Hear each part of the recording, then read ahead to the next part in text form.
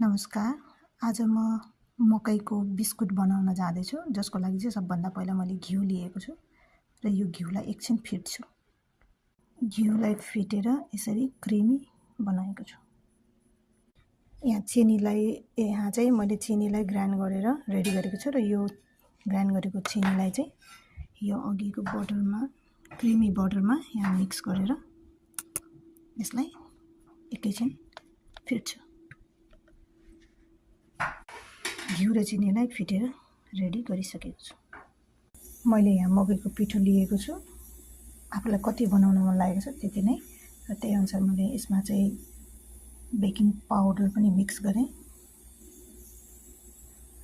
थोरै baking soda र थोरै नुन र यो फिटेको घिउ र चिनीको यो क्रिमलाई पनि यहाँ मिक्स गरेर पिठो मुस्छु। अब यो पिठोमा मैले थोरै ल्वाङ सुकमेलको धुलो मिक्स गर्छु र स्वादको लागि यो सोप, खाने सोप, यसलाई पनि राख्छु र अब यसलाई मिक्स गर्छु। यसरी पिठोलाई मजाले 5-10 मिनट मार्ने। अब मैले यो दुध राखेर यो पिठोलाई मुस्न जाँदैछु। यसरी पिठोलाई मुसेर पिठोको डो रेडी गरिसकेको छु र अब यसलाई म 10 देखि 15 मिनटको लागि रेस्ट दिन्छु। त्यसपछि म कुकिजको सेप बनाउँछु।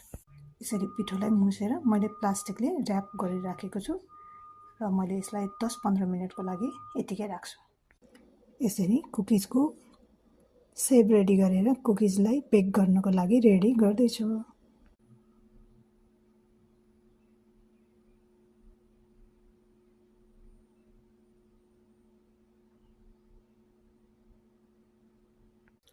फाइनल्ली मकैको पिठोको बिस्कुट रेडी भइसकेको छ।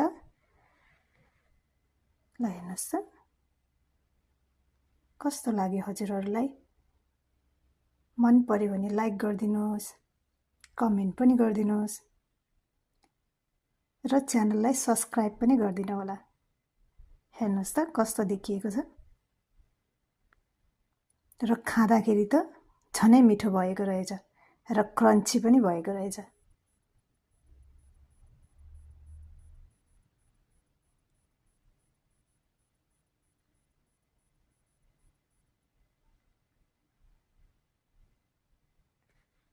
Thank you.